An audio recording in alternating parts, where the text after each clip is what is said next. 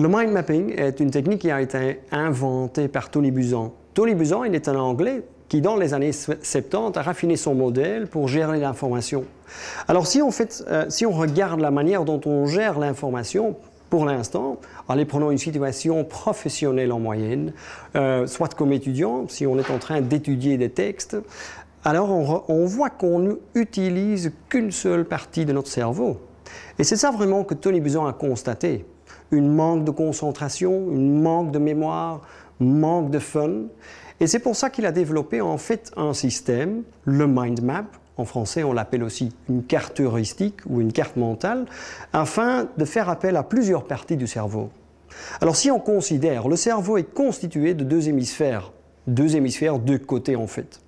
Et alors les deux hémisphères, le côté gauche, il est beaucoup plus censé à traiter l'information sur le plan détaillé, d'une vue analytique, de voir aussi quels sont les mots, quel est le sens des mots, les chiffres et tout ça, le détail, l'hiérarchie et un certain ordre dans l'information. Mais d'autre côté, il y a une partie qu'on presque jamais utilise dans le contexte professionnel. Si on regarde par exemple juste le rapport, le résumé d'une réunion, on ne voit qu'une seule feuille vierge, blanche, avec du texte. Des mots qui sont mis un mot à côté de l'autre d'une manière linéaire que des lignes de texte noir. Et alors le côté droit qui est beaucoup plus impliqué à gérer l'information graphique, visuelle, c'est-à-dire des couleurs, des images, des petits dessins, mais aussi une vue hélicoptère, le grand plan, des associations, des liens, des rapports entre des choses. Ça, c'est plutôt pour le côté droit. C'est un côté qui n'est pas du tout impliqué dans la gestion de l'information.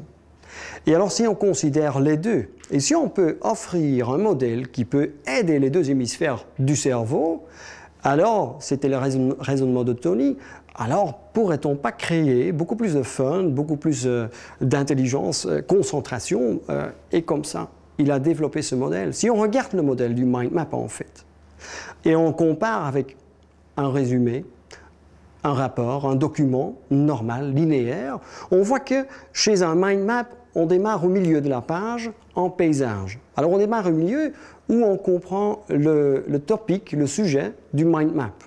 Et alors, dès ce topic, au milieu de la page, il y a beaucoup plus de choses super importantes qui en sont dérivées.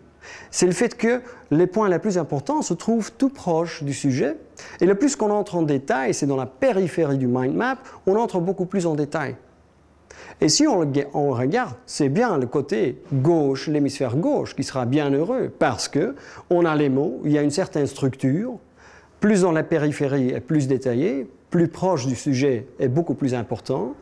On peut rentrer en détail si on veut. Il y a des mots, il y a des chiffres possibles dans un mind map, c'est tout ça pour le côté gauche.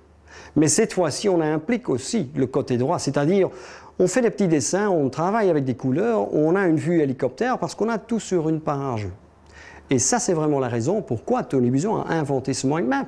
Parce qu'en utilisant un mind map pour gérer ou pour procéder l'information, on voit vraiment que les deux hémisphères sont impliqués et alors que la concentration, mémoire ainsi que le fun sont beaucoup plus augmentés.